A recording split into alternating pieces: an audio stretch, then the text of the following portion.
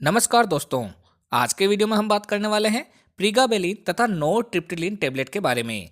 आज हम जानेंगे कि ये टेबलेट कौन सी कैटेगरी की दवा है, इसके कौन कौन से पॉपुलर ब्रांड नेम मार्केट में आते हैं, इस टेबलेट का उपयोग कहाँ कहाँ किया जाता है, इसके क्या क्या साइड इफ़ेक्ट है, इस टेबलेट को कितनी मात्रा में वे कब लेने की सलाह दी जाती है और इसे लेते समय क्या क्या सावधानियां रखनी चाहिए। तो चलिए बिना किसी देरी के शुरू करते हैं आज का वीडियो। मैं हूं आपका दोस्त फार्मासिस्ट आरपी और आप देख रहे हैं आपका अपना यूट्यूब चैनल मेडिसिन इन्फो।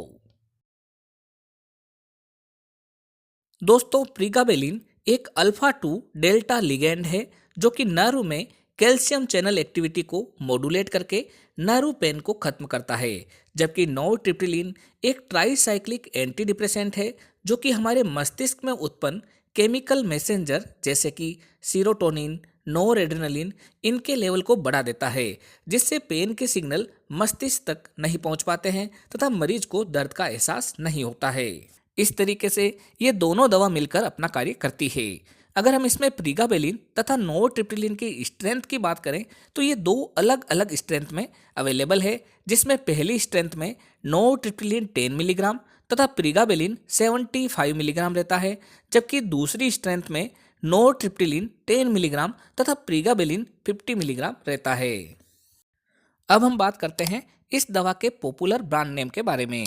इसका सबसे पॉपुलर ब्रांड नेम है टोरेंट फार्मा का प्रीगालेन एंटी टेबलेट, ल्यूपिन लिमिटेड का प्रीगाडोक एंटी टेबलेट, टोरेंट फार्मास्यूटिकल का ही प्रीगाबा एंटी टेबलेट, इंटास फार्मास्यूटिकल का प्रीगाबिड एंटी टेबलेट, वोकार्ड फार्मास्यूटिकल का नो ट्रिप्टोमर पी टेबलेट। इसके अलावा भी ये आपके एरिया वाइज वे डॉक्टर वाइज अलग अलग ब्रांड नेम से मिल सकती है। आप इसकी जेनेरिक फॉर्म यानी कि प्रीगाबेलिन तथा नोरट्रिप्टिलिन के नाम से आने वाली दवा भी खरीद सकते हैं। जेनेरिक फॉर्म भी उतनी ही इफेक्टिव रहती है जितनी की ब्रांडेड फॉर्म। अगर हम प्रीगाबेलिन व नोरट्रिप्टिलिन टेबलेट के प्रमुख यूजेज के बारे में बात करें तो इस टेबलेट का प्रयोग मुख्यतः न्यूरोपैथिक पेन में किया जाता है। इस समस्या में मरीज की नर्व्स यानी कि नसें डैमेज हो जाती है, जिससे वहां पर दर्द होने लगता है तथा यह दर्द हल्का भी हो सकता है अथवा बहुत तेज दर्द भी हो सकता है। इस दर्द में पेन किलर टेबलेट या फिर पेन किलर इंजेक्शन दिए जाते हैं, पर वे ज़्यादा इफेक्टिव नहीं रहते हैं। तब ऐसी कंडीशन में न्यूरोपैथिक पेन को ठीक करने के लिए ये टेबलेट डॉक्टर द्वारा प्रेस्क्राइब की जाती है। इसका उपयोग डायबिटिक मरीजों में होने वाली बीमारी डायबिटिक पेरिफेरल न्यूरोपैथी में भी किया जाता है।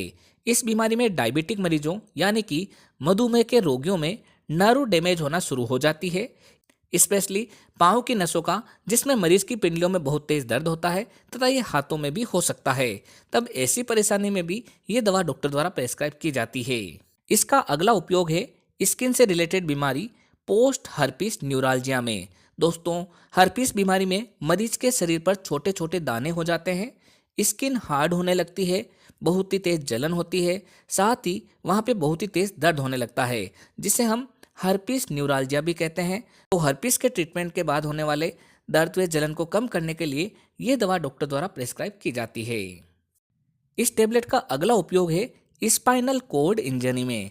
दोस्तों, यदि किसी व्यक्ति को स्पाइनल कॉर्ड में इंजरी हो गई है, जिससे कि नर्व डैमेज हो गई है, नर्व में तेज दर्द हो रहा है, हाथों में पाँवों में जन्नाटे चल रहे हैं तथा ये दर्द हाथों को टच करने से या फिर पाँवों को टच करने से भी होता है, तब ऐसी कंडीशन में डॉक्टर द्वारा ये दवा प्रेस्क्राइब की जाती है।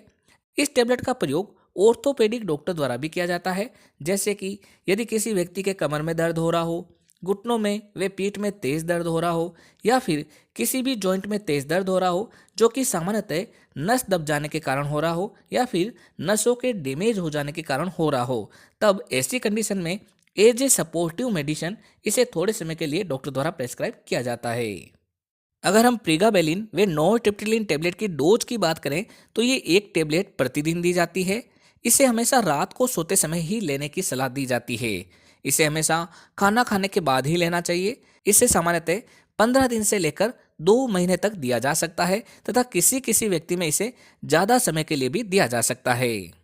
अब हम बात करते हैं इस टेबलेट के साइड इफ़ेक्ट के बारे में। इस टेबलेट की वजह से कई बार मरीज को डिजीनेस होना, स्लीपीनेस यानी कि नींद आए जैसा लगना, हल्का सा सिर चकराना, नोजिया होना, ब्लर्ड विजन यानी कि धुंधला दिखाई देना, पेरिफेरल इडिमा यानी कि हाथ, पाँव या फिर मुंह पर सूजन आ जाना, वजन बढ़ना, वे ड्राई माउथ होना आदि हो सकते हैं। ये वाले या फिर इसके अलावा और भी कोई साइड इफेक्ट लगे तो तुरंत इस दवा को बंद कर अपने डॉक्टर की सलाह लेनी चाहिए। तो दोस्तों ये थी जानकारी प्रीगाबेलिन व नोटिप्रिलिन टेबलेट के बारे में। जब भी कोई दवा लें तो अपने डॉक्टर की सलाह से ही लें। इसी तरीके के वीडियो देखने के लिए हमारे चैनल को सब्सक्राइब कर बेल आइकन अवश्य दबाएं, जिससे नई नई जानकारी आपको सही समय पर मिल सके।